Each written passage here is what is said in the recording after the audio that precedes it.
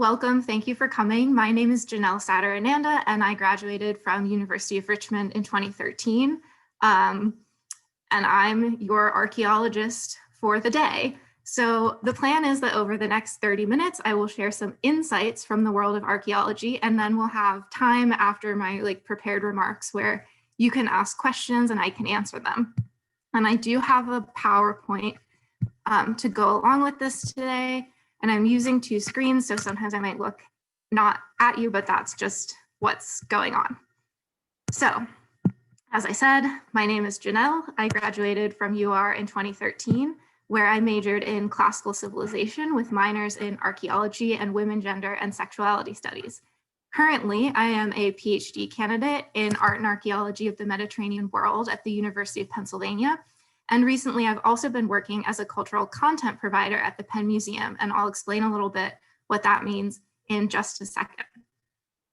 So, graduating from UR, I started at the University of Pennsylvania as a PhD student in 2014. And what I'm doing here at Penn right now is working on my dissertation. And you will hear more about my dissertation later in this talk. But just in general, I'm interested in pottery production in ancient Greece.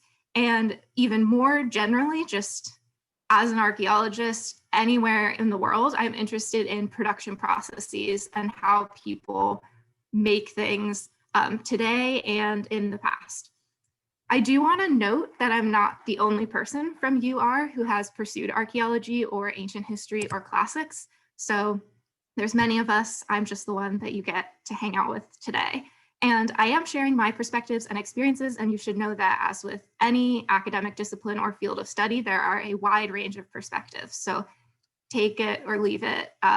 And if you're curious about things, you can find other opinions. So I mentioned that I have been working for the Penn Museum in addition to writing my dissertation.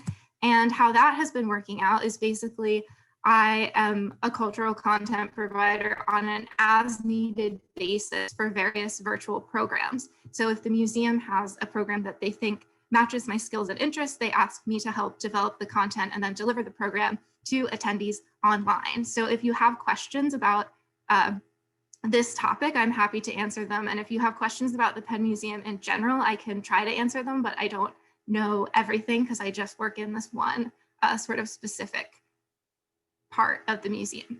So one of the programs that I have developed with the Penn Museum is this ancient alcohol after hours beer tasting and wine tasting.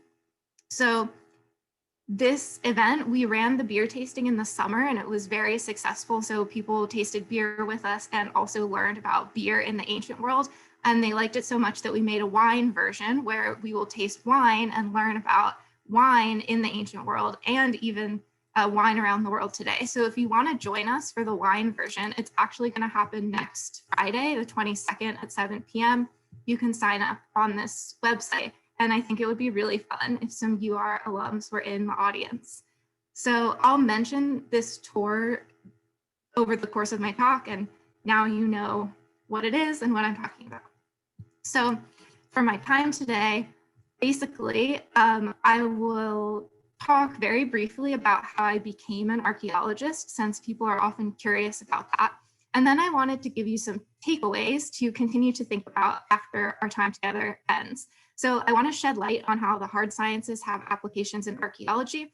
And then I want to talk about how archaeology happens everywhere, even around places where you live. And then I'll end with a little bit of a postscript about these virtual programs, since doing things virtually is on our mind a lot these days. All right, so I don't see any questions, but if you do have questions, please put them in the Q&A and I will answer them whenever I can. So my background and my approach to archaeology and how I became an archaeologist.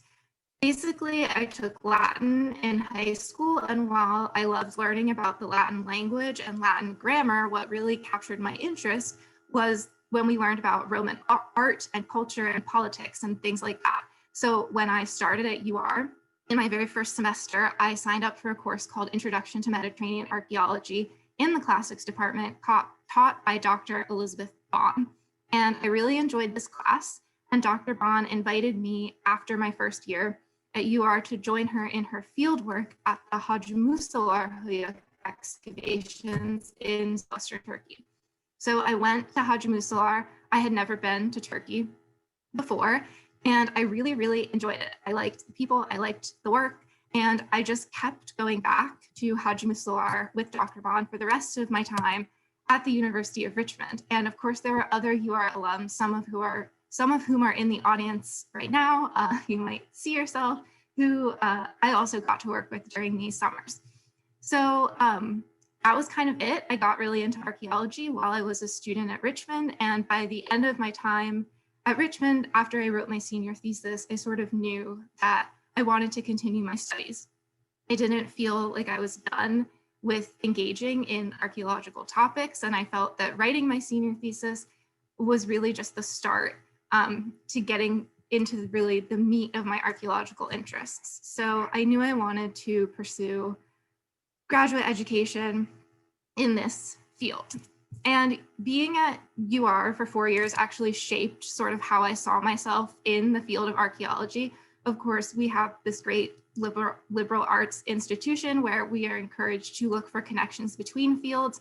And in addition to being really into Latin in high school, I was also interested in science. So at Richmond, I had a lot of support in combining my interest in science with my interest in the ancient world. So I discovered the field of archaeological conservation, and I was actually able to have hands-on experience working in conservation. So conservation is a field that uses a lot of chemistry and materials analysis in order to care for ancient objects. So I got to go to a conservation institute outside of Rome, which was a truly magical experience. And then on campus, I was able to work on a project with Tiamani Nep, Richmond's resident mummy, where we conserved her as well as her sarcophagus. So these experiences in undergrad are basically what led me to my studies at Penn. And what I really like about Penn is that here we have the Center for the Analysis of Archaeological Materials, which is basically a series of labs and also like a cohort of researchers who work in archaeological science. So I'm able to, again, continue being interested in the ancient past as well as scientific analysis. And of course, we also have the Penn Museum, which is a huge institution with over 1 million objects. And there's robust and exciting research happening on these objects all the time. And it tends to be multidisciplinary. So overall, I have been very lucky in my educational career to be in these exciting, vibrant educational environments. So that's what happened and how I came to be studying archaeology at Penn. Some things I've done more recently is in 2013, right after I graduated from Richmond, I started working at a site called Elion at the Eastern Boeotia Archaeological Project, or EBAP. And this is not a Richmond associated excavation, but again, connections I made at Richmond led me to working on this excavation. And then from 2017 to 2019, I lived in Greece as a member of the American School of Classical Studies at Athens. So for 1 year, I traveled around with other graduate students and researchers visiting different Greek archaeological sites and sites of cultural interest, learning more about Greek history and archaeology. And then I spent a second year based in Athens working on my dissertation using the resources of the American School. So these are my experiences up until this point. And I mentioned before that my dissertation is on pottery production in ancient Greece. And I would like to talk more in depth about that, which will bring us into the food for thought portion of my talk. I'm seeing here, we still don't have any questions. So I will continue on. Okay. So as I said, I want to talk to you today about science in archaeology, and an important point I would like to make is that archaeology is not just about excavation. So we're not just about digging. Archaeology as a field is itself quite multidisciplinary, and today I'm focusing on science, but remember that archaeologists try to use all of the analytical and methodological tools available to us. So we use visual analysis and textual analysis, and all different other ways of thinking about life in the past. If you think about how complex and multifaceted human life is today and all the ways that we can study human life around us right now, you can sort of think that we can use all these same tools and ways of thinking to try to think about the past as well. So, okay, archaeology, not just about excavation. Something that archaeology is very much about is formulating research questions. So we sort of have to direct ourselves in our research by thinking, why are we digging and what do we want to learn? So research questions. Second of all, sort of on a practical scale, you have to think, even when archaeologists are excavating, we only do it for like 2 or 3 months out of the year typically. So what are we doing the rest of the time when we're not in the field? The answer is that we focus on making sense of what we've dug up. We focus on making sense of our data and interpreting it. So this brings us to science. One way to analyze archaeological material and to make sense of our data is to use scientific techniques. And when I think about everything I've learned about being an archaeologist and all my experiences and training, I really feel like everything I've learned sort of breaks down this dichotomy that we often think of between STEM and the humanities. Because in archaeology, we are trying to develop this synergistic relationship between our data and our methods and our theories. And we can pull from a variety of disciplines because we are trying to understand different aspects of human life in the past. So like I said before, we're trying to use all the tools available to us to understand what was going on in the past, and science is one of those tools. So to help you understand this a little bit more and give you a concrete example, I will take you into my little corner of the archaeological science world. So my dissertation topic, you keep hearing, it's about pottery in Greece, and this is the pottery that I study. This class of pottery is called Boeotian Kylix ware. I am studying pots from the site of Elion that I excavate at with EBAP, and they're from this region north of Athens called Boeotia. So my big research questions about Boeotia and Elion in this time are about how people related to each other and how people related to settlements and sanctuaries in this region. And the reason this is an interesting question in Eastern Boeotia in the 6th century is because this period is one of political shifts and increasing political cohesion. So those are my big questions, and I need to figure out how to break them down into smaller questions that I can apply to the pots to hopefully get some useful data that I can interpret. So my questions about these pots are, what raw materials are they made of? I know they're made of clay, but I want to know more information about the nature of the clay. And then once I know what raw materials they're made of, I'd like to know where these raw materials came from so I can start to ask, where were these pots produced? Were they produced in one center of production or multiple centers? And did these centers of production change throughout the century?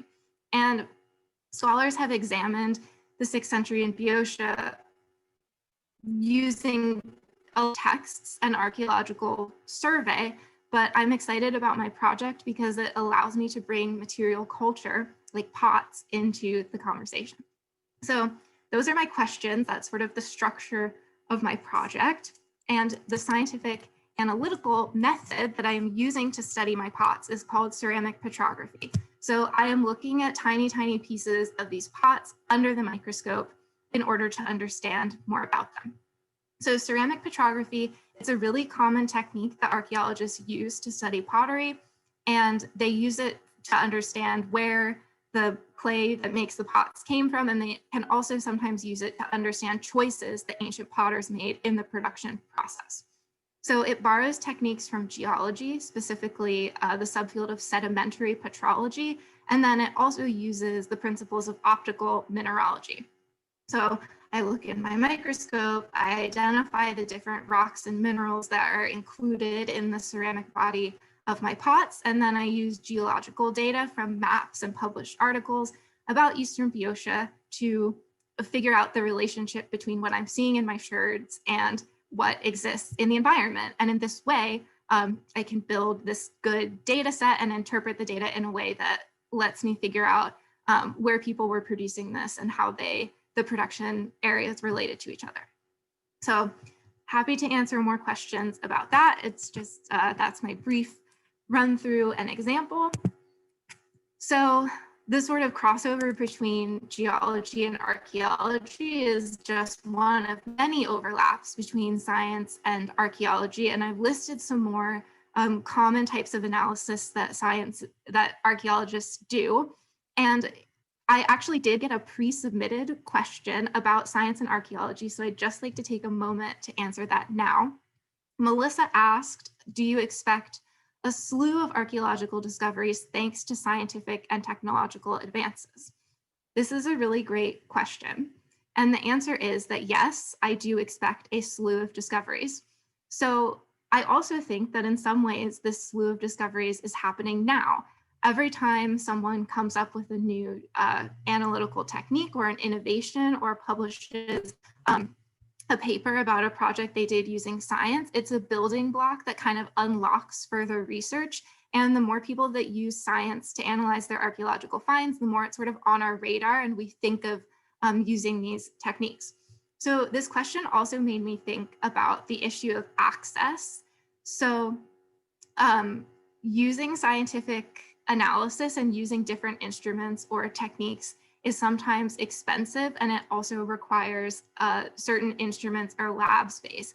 So in addition to these techniques just being available, we also have to think about if they are affordable, because archaeologists do not get the kind of funding that scholars in medicine or engineering might be getting. So another reason that we can start seeing a slew of archaeological discoveries is when the cost of doing certain types of analysis lowers enough to make it accessible to archaeologists. So I do see a question. Oh, okay, Sharon has asked us if any of the pots I'm studying are signed by the maker and which ones are giving the most dramatic results. Again, really great question. None of my pots are signed by the maker. In this class of pottery from all over Eastern Boeotia, I believe we have one example where it is signed by the maker, but that is not from the site of Elion, and it's not in my body of evidence that I'm analyzing petrographically. And then which pots are giving you the most dramatic results? That is very difficult to answer, and I don't know yet because I'm still in the process of interpreting my results. So as a whole, I am quite delighted and perhaps surprised that I do have a variety of different types of rocks and minerals included in my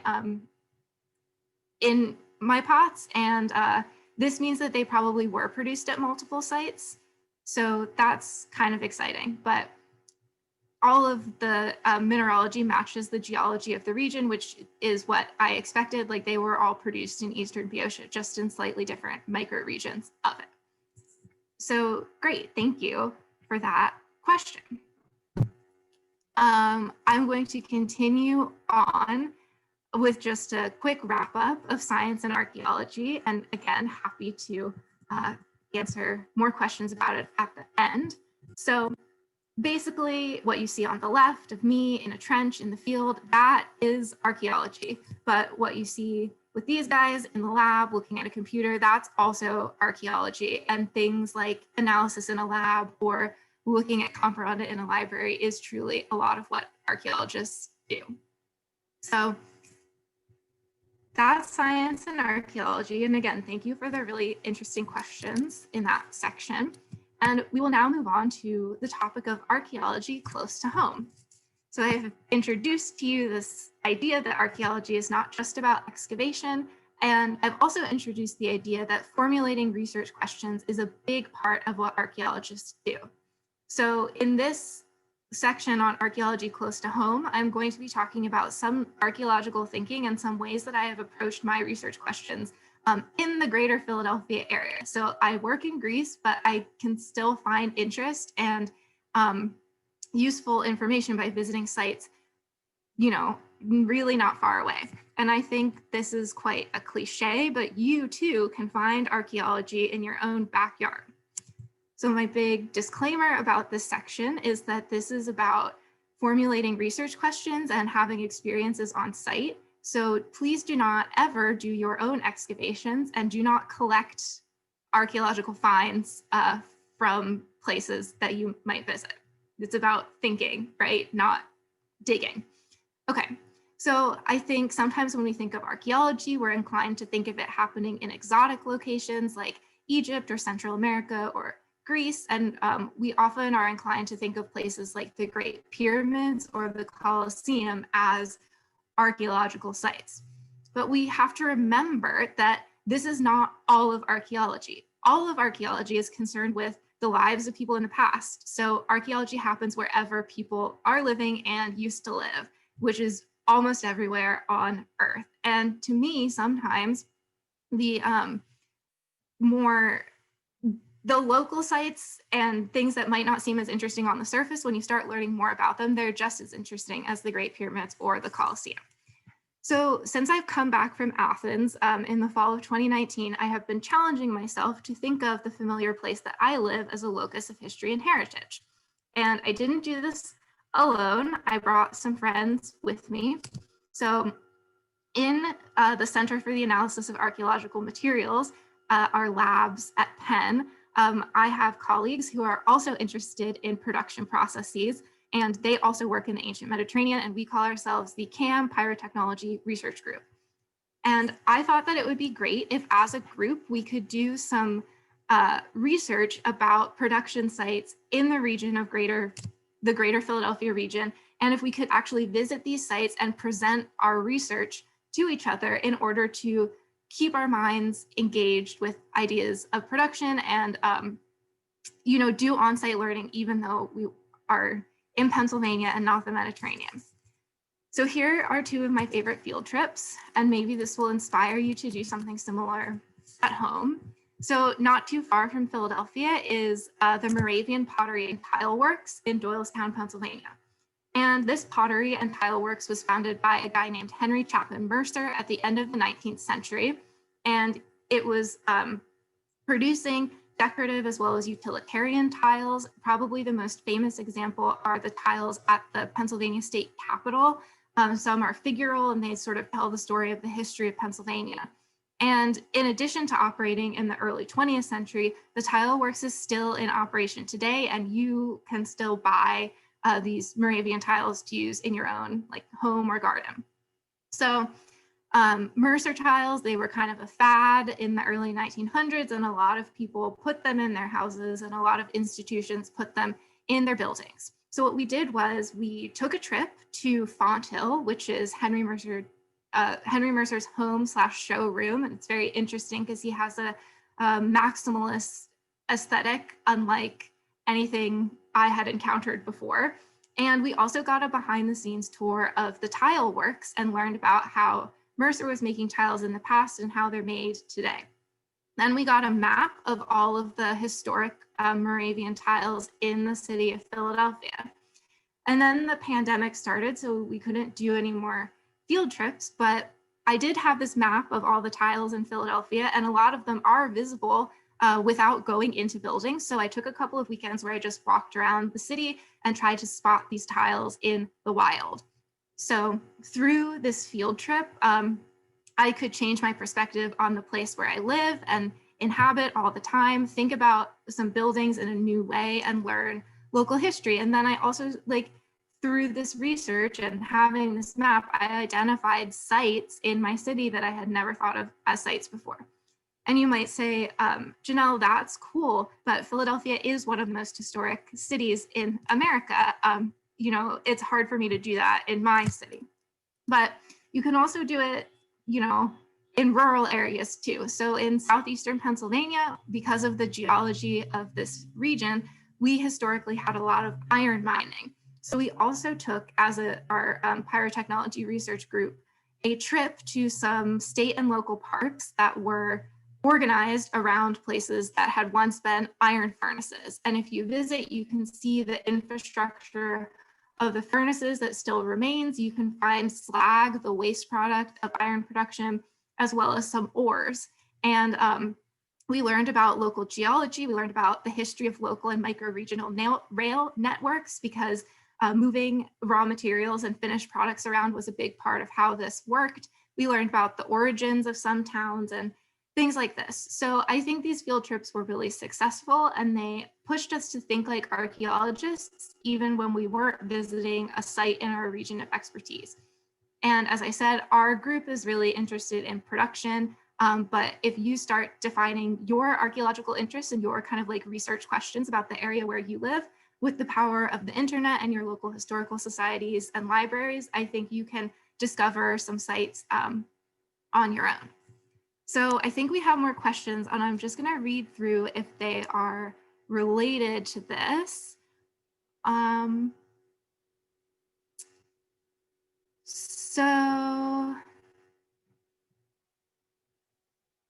Oh, this is so fun.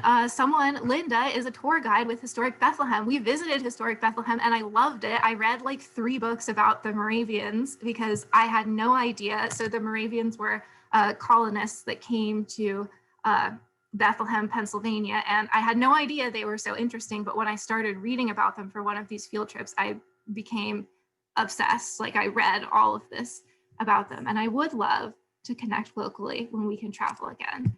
That's great. And then has asked, in her backyard in Midlothian, there are signs of bricks made there in the past, and it seemed to be a long time ago. She found some, and she wants to know if it's worthwhile to contact someone about this. And I have to say, honestly, I'm not sure. It wouldn't hurt to contact someone, but again, I'm not an expert in the region of Virginia, so I don't know how significant this find might be, but I don't know, we're all, working from home right now. Someone might actually be excited to hear from you and could provide you more information, even if they don't take action on your site. So that's really cool. And thank you for demonstrating to all of our guests that archaeology really is in your backyard. Okay, so these 2 things, science and archaeology close to home, that's like the big picture content that I have prepared for you. And now, as promised, I have a short postscript about virtual museum programming, because again, we're all living on this Zoom world, and many of you may have engaged with museums or cultural institutions virtually. And since I've been working on this virtual programming for the Penn Museum, I thought maybe I could share some things I've been thinking about. So the first point is that interactive virtual experiences for museums existed pre-COVID. And at the Penn Museum, we have an expert, Allison, who would broadcast into K through 12 classrooms and do interactive learning with students at a distance. And I think Katie Petroli is joining us today, and she used to work at Corinth, the archaeological site of Corinth in Greece, basically doing the same sort of thing, interacting live with students while she was in Greece and they were everywhere around the world. So this is something that museums knew how to do, but then we were sort of pushed to do it more and at a greater scale with the pandemic. And these alcohol tours that I have been working on are sort of 2 different things. The end product is similar, but they grew in 2 different ways. So the first one existed as a physical in-person tour that was very popular, and we were challenged to make it a live virtual experience online. So basically transition it from physical tour to online tour. And then the second alcohol tour, which is happening, as I said, next Friday, and you're super invited. That tour was born digital. We made up everything.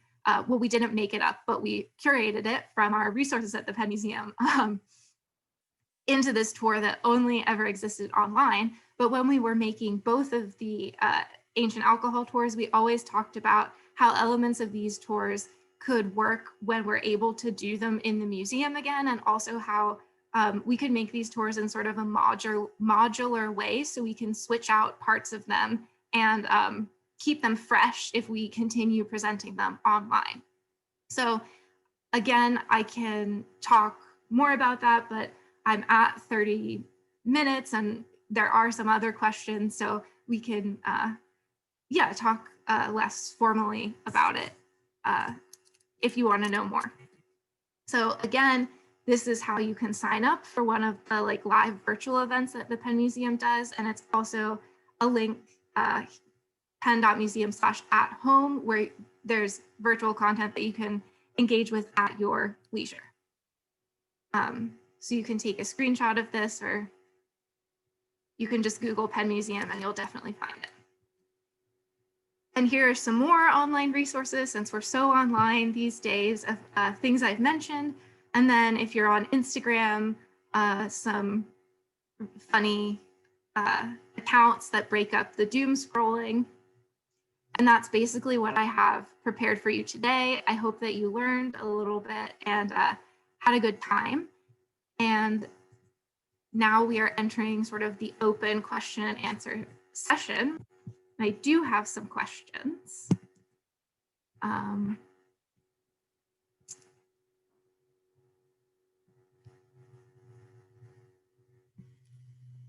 So, okay. What is the coolest artifact I have found? Oh, this was also pre-submitted. This is a question that I think every archaeologist gets all the time. And my answer is not an artifact, but the coolest and most fun thing that I ever excavated was an articulated skeleton of a lamb. So usually when we find animal bones, they're just kind of jumbled up. But this time I was digging in a pit and I found a lamb.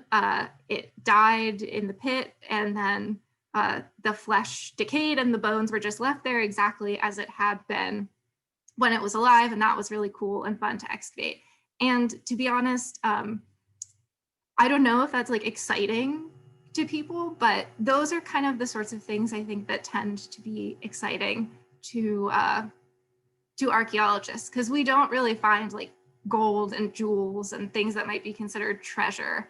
It's more about, even finding a really big piece of pottery, or when we go into the field, just like when we're working at home, we have research questions. So we might be really excited to find the end of a wall or the corner of a building. Those are the coolest things that I think we find.